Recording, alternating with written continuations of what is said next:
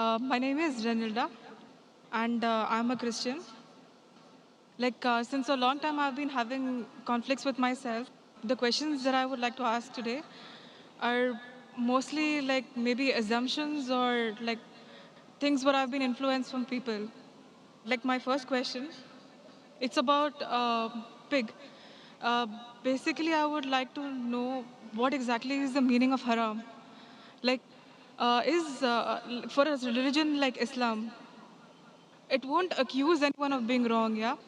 Uh, it, it wouldn't say something to be so wrong. Why is pig haram?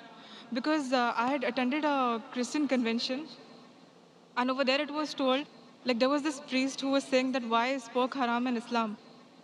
He gave an example saying that like the same rubbish, it was used as manure for the plants. The plants, like supposing it was a mango tree, the mango grew, the roots had absorbed the same nutrients, the same rubbish, it grew into mango, and we consume it. So how is it different from consuming it in pork and the mango? Sister asked a question that what is the meaning of haram and why is pork haram in Islam? And she gave the example of the priest, a Christian priest who said that manure, which is dirt and filth, is used by the tree grows, and then mango comes and we eat mango. Trying to say that even if you eat the filth of the pork, it may be good for someone else, may not be good for others. That's what it means to say. So in Islam it's haram, but Christianity it's allowed. Sister, first I'll tell you the meaning of haram means prohibited, means forbidden. Haram in Islam means prohibited, it means forbidden. I will answer your question of the priest first, and then I'll come to the real reason why pork is haram. The priest gave the example that manure is supposed to be dirt and filth, is healthy for the tree, and when the tree grows, it gives mango and we eat the mango. Trying to say that maybe it's haram for Muslims, but good for Christians. If you compare the manure, which is filth for the human beings, it may be good for the plants, because plants and human beings are two different beings. They aren't the same.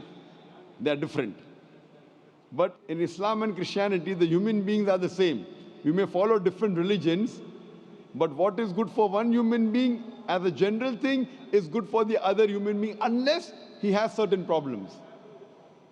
For example, if he has diabetes, then sugar may not be good for him, but normally sugar is good. It gives you energy. Unless he has some problem, then it may not be good for him.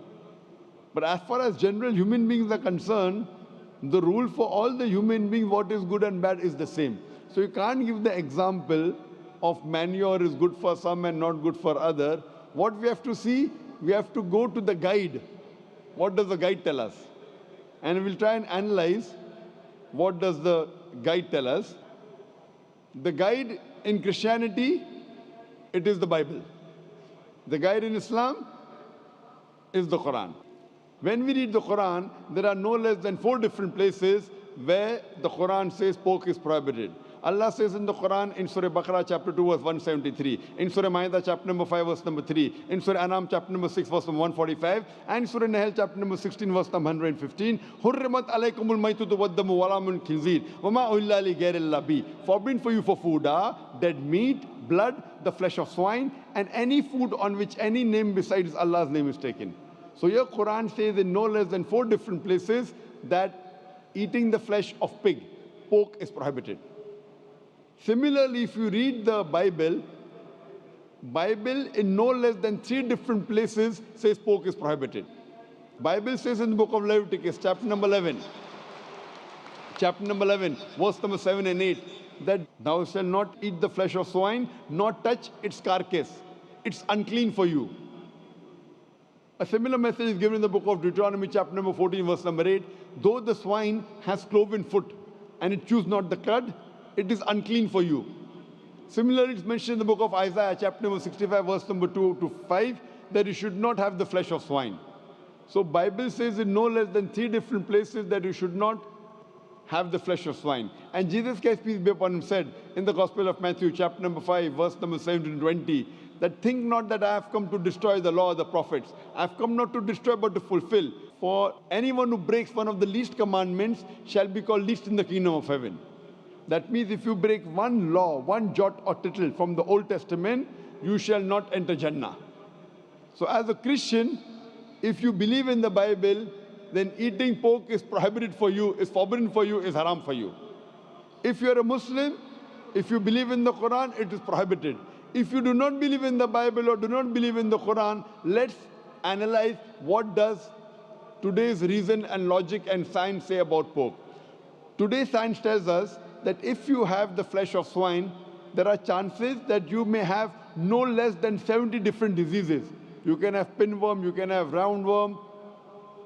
The most dangerous amongst all these diseases, it is tapeworm. It's called as Taenia solium. And it harbors in the intestine and is very long. Even if you cook the food very well, the eggs, the ova of Taenia solium does not die. And from the intestine, via the bloodstream, it can go to almost all the organs of your body. It can enter the eye and cause blindness. It can enter the heart and cause heart attack. It can enter the brain and cause brain damage. And by the time you realize you're suffering from the disease, it's an irreversible damage done. Furthermore, today science tells us that when you eat pork, it is more of fat-building material rather than muscle-building material. That's the reason most of the people who are regular pig eaters, they have got tires, they have got flaps. Today science tells us that by eating pork, there are high chances of having atherosclerosis. Atherosclerosis. Today science tells us that if you eat pig regularly, you may have hypertension.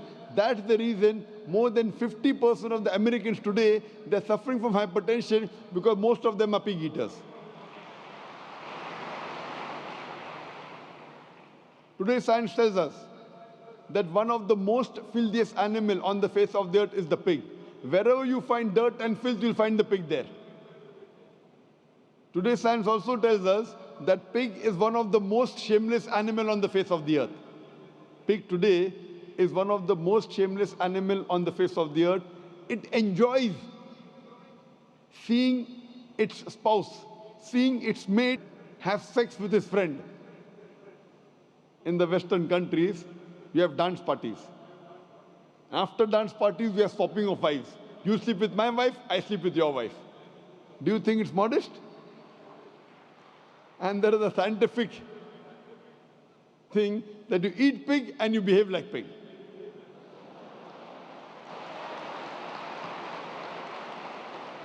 Hope this answers your question, sister.